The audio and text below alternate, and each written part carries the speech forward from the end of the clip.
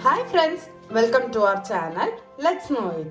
நாம இன்னைக்கு பச்சை தக்காளி வச்சு ஒரு தொக்கு பண்ண போறோம். அது எப்படி பண்றதுங்கறத பார்க்கலாம். முதல்ல அதுக்கு தேவையான இன்கிரிடியன்ட்ஸ் என்னெல்லாம் பார்த்திரலாம். இது பாத்தீங்கன்னா நம்மளோட தோட்டத்துல உள்ள பச்சை தக்காளி. அத பாத்தீங்கன்னா குட்டி குட்டி பீசஸா கட் பண்ணி வச்சிருக்கேன். உங்களுக்கு வேணும்னா நீங்க நீல வாக்குல கூட கட் பண்ணிக்கலாம். அப்புறமா ஒரு பெரிய எலுமிச்சம்பழம் அளவுக்கு புளி எடுத்து தண்ணியில ஊற வச்சிருக்கேன். ஒரு வெங்காயம், ஒரு பச்சை மிளகாய் குட்டி குட்டியா சாப் பண்ணி வச்சிருக்கேன். ஒரு டீஸ்பூன் இஞ்சி பூண்டு பேஸ்ட், ஒரு கப் அளவுக்கு தேங்காய் எடுத்திருக்கேன். அப்புறமா ஒரு டீஸ்பூன் முழு பெப்பர் வந்து எடுத்திருக்கேன். ஒரு டீஸ்பூன் ஜீரகம், அரை டீஸ்பூன் வெந்தயம், ஒரு 8 காஞ்ச மிளகாய் எடுத்திருக்கேன். உங்ககிட்ட முழு தனியா இருந்துச்சுன்னா 1 டேபிள் ஸ்பூன் அளவுக்கு முழு தனியா சேர்த்துக்கோங்க. நான் இன்னைக்கு 1.5 டேபிள் ஸ்பூன் பொடி மல்லித்தூள் அதாவது தனியாத்தூள் எடுத்திருக்கேன். அப்புறமா அரை டீஸ்பூன் மஞ்சள் தூள். முதல்ல இந்த தேங்காய் அப்புறமா இந்த மசாலா ஐட்டம்ஸை நம்ம வந்து வறுத்துக்க போறோம். ஒரு பேன் எடுத்து அடுப்புல ஹீட் பண்ண வச்சிடலாம். இப்போ நம்ம எடுத்து வச்சிருக்கோம் இல்லையா தேங்காய், அது கூடவே இந்த முழு வத்தல், அப்புறமா நல்ல மிளகு, ஜீரகம், வெந்தயம் இது எல்லாத்தையும் வந்து சேர்த்துக்கலாம். இந்த பவுடர் இன்கிரீடியன்ஸை பார்த்தீங்கன்னா இதெல்லாமே கொஞ்சம் ரோஸ்ட் ஆன அப்புறமா சேர்த்துக்கலாம். இந்த தனியா தூளையும் மஞ்சள் தூளையும் கொஞ்சம் இதை ரோஸ்ட் ஆன அப்புறமா நாம் வந்து சேர்த்துக்கலாம். நல்லா ஸ்லோ ஃப்ளேமில் வச்சு நல்லா வந்து ட்ரை ரோஸ்ட் பண்ணி எடுத்துக்க போகிறோம். இப்போ இது கூடவே ஒரு கொத்து கருவேப்பிலை வந்து நம்ம வந்து சேர்த்துக்கலாம். வாஷ் பண்ணி எடுத்து வச்சிருக்கிற கருவேப்பிலை வந்து ஒரு கொத்து வந்து சேர்த்துருக்கேன். இது இன்னும் ஒரு அடிஷ்னல் ஃப்ளேவரை கொடுக்கும்.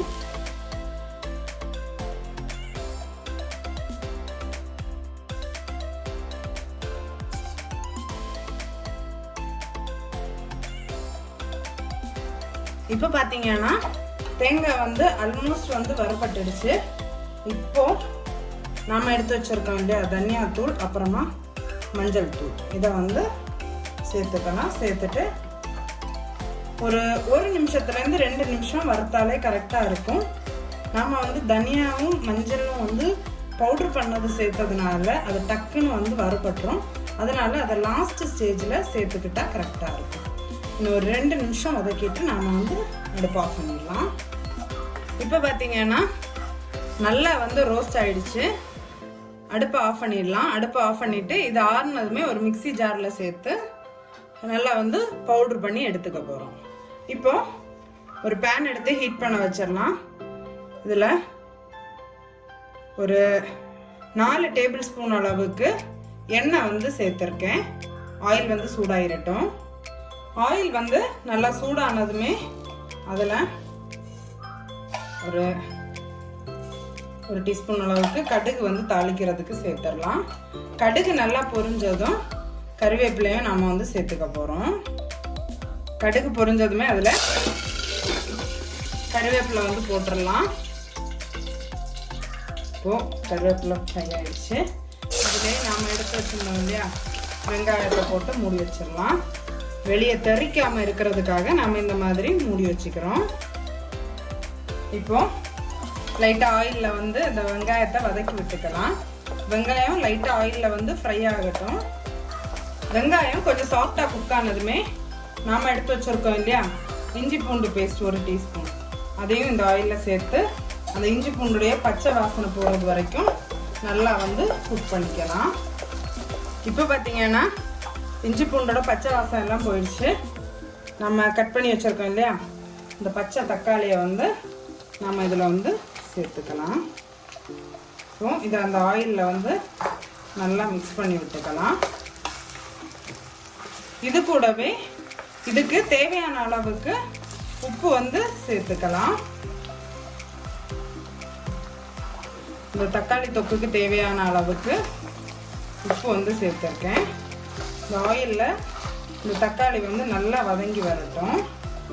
இப்போ ஒரு வாட்டி இந்த ஆயிலில் மிக்ஸ் பண்ணிவிட்டு லிட் வச்சு கவர் பண்ணிடலாம். லிட் வச்சு கவர் பண்ணிவிட்டு அப்படியே ஸ்லோ ஃப்ளேமில் வச்சு இந்த தக்காளி நல்லா வந்து குக் ஆகிற அளவுக்கு விட்டுடலாம். இப்போ தக்காளி பார்த்தீங்கன்னா ஒரு 3/4 வாசி அளவுக்கு நல்லா வந்து குக் ஆகிருக்கு. தண்ணி எதுவுமே சேர்க்கலை, அந்த தக்காளியிலேருந்து விட்டு வந்த மாய்ஸ்சர் தான் இது. இப்போ இது கூடவே நாம் எடுத்து வச்சுருந்தோம் இல்லையா புளி, அந்த புளியை வந்து கரைச்சி சேர்த்துக்கலாம். அந்த புளியை கரைச்சிட்டு அந்த புளி தண்ணியை வந்து இது கூட சேர்த்து இன்னும் நல்லா வந்து இதை குக் பண்ணி எடுத்துக்கலாம்.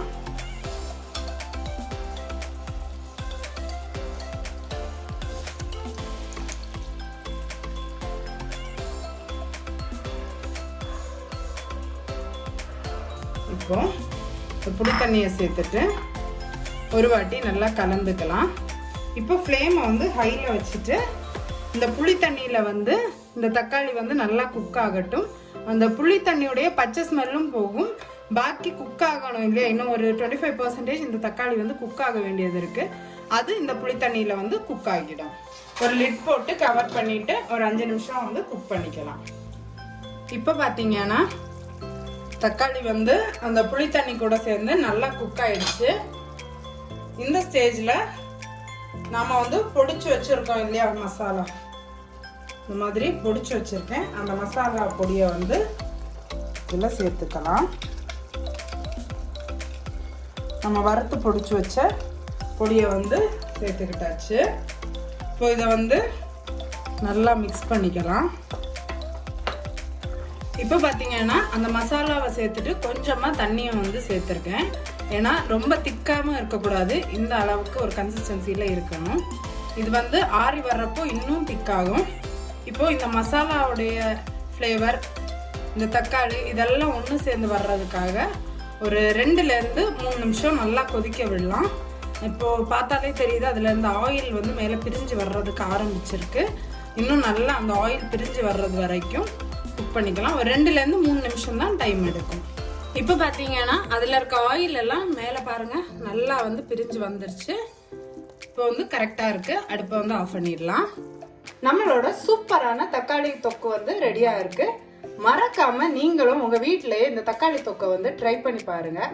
ட்ரை பண்ணி பார்த்துட்டு எப்படி இருந்துச்சுன்னு உங்கள் ஃபீட்பேக்கை மறக்காமல் கமெண்ட்ஸில் சொல்லுங்கள். உங்கள் ஃப்ரெண்ட்ஸுக்கும் இந்த வீடியோவை ஷேர் பண்ணுங்கள்.